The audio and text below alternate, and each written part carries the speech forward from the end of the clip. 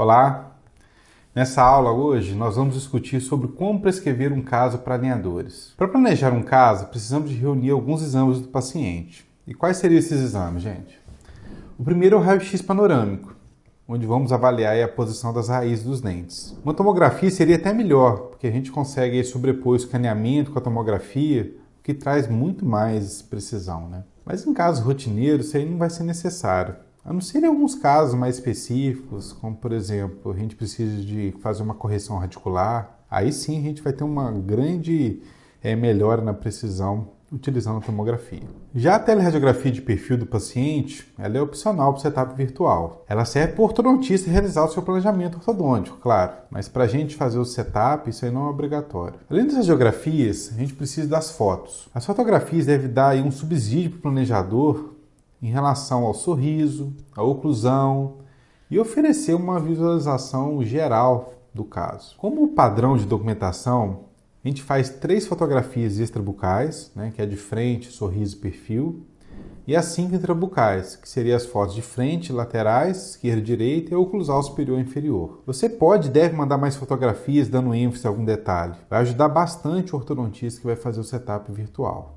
Mas o mínimo é isso que a gente acabou de falar. Além das fotos e raio-x, o último exame que a gente precisa é o escaneamento 3D das arcadas. Se você utiliza scanner próprio ou recebe da clínica de imagens arquivos, você vai receber os arquivos STL, que é um arquivo universal 3D. Caso o scanner seja da Trishape, você pode solicitar os arquivos DCM, que trazem mais informações, como por exemplo a cor, o que ajuda na visualização dos resultados, principalmente para o paciente. A conferência do escaneamento é muito importante para confirmar se é do próprio paciente, principalmente quando o serviço de escaneamento for terceirizado. Mas verifique todos os casos, porque a gente tem que ver se não tem nenhum erro. Alguns erros de qualidade de aquisição da imagem durante o escaneamento comprometem o planejamento e assim os resultados finais. Um erro que é relativamente comum e que você vê isso é bem difícil é o registro oclusal. É importante o ortodontista conferir o registro que foi obtido pelo scanner com a boca do paciente na hora que estiver escaneando, ou utilizar a fotografia também para poder verificar para ver se está certo. Mas o ideal é fazer ali direto na boca e confirmar se o que foi conseguido pelo scanner é o mesmo que está na boca do paciente. Então, pessoal, legal. Agora a gente já tem as fotos, o raio-x, os arquivos de escaneamento. Agora nós vamos precisar de preencher a ficha de prescrição do caso. É muito importante você entender que a equipe de planejamento não examinou o paciente e vai se basear na sua prescrição do caso, nas fotos e no escaneamento para fazer o setup virtual do caso. A prescrição que nós utilizamos na plataforma tem 10 tópicos. Vamos falar um pouco sobre cada um deles. O primeiro é sobre quais arcadas deve tratar. Alguns pacientes podem optar por colocar alinhador em apenas uma das arcadas, principalmente ali em casos de pequenas recidivas. Agora, fique bastante atento à oclusão do paciente quando indicar o tratamento em apenas uma arcada. Um exemplo muito comum é o paciente com diastema superior querer usar alinhador apenas em cima, mas quase sempre eu preciso de intruir um pouco os incisivos inferiores para fazer essa correção superior. Então, apesar da queixa estar só em cima, eu preciso tratar as duas arcadas. Então, avalie bem o caso e repasse a informação para o centro de planejamento. O segundo tópico é a relação molar. Pela proposta do sistema Lineo, se você deseja modificar os molares, a gente vai indicar o paciente para fazer um protocolo híbrido de tratamento. O terceiro tópico é em relação aos caninos. Aqui nós temos 3 opções. A primeira é não corrigir a chave de canino. Nós vamos marcar isso aí quando os caninos já estiverem em classe 1 ou quando eles estão em classe 2 ou 3, mas a gente não vai modificar a posição dos caninos por causa da dificuldade do caso.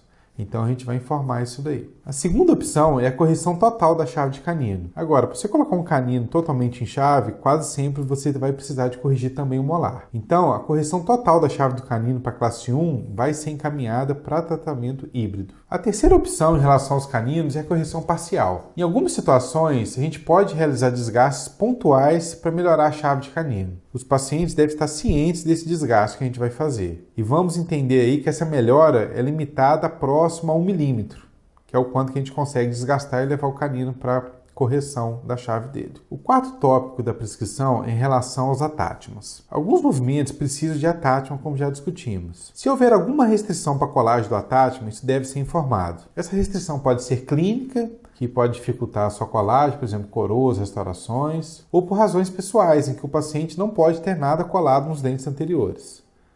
Se acontecer isso, informe no centro de planejamento durante a sua prescrição. O quinto ponto da prescrição é em relação ao vergete. É possível melhorar o vergete quando for possível realizar desgaste nos dentes anteriores. A correção parcial da chave de canino ajuda nesse sentido. Então, verifique se a anatomia dos incisivos superiores permite esse desgaste para melhorar o vergete antes de indicar. O sexto ponto da prescrição é em relação ao desgaste interproximal, o IPR. O paciente deve ser informado que os desgastes vão ser realizados, porque se o paciente não aceitar, a equipe de planejamento precisa ser informada para realizar uma maior expansão das arcadas e aí tirar a necessidade de fazer o IPR. Porém, gente, só use isso em última situação. Por quê?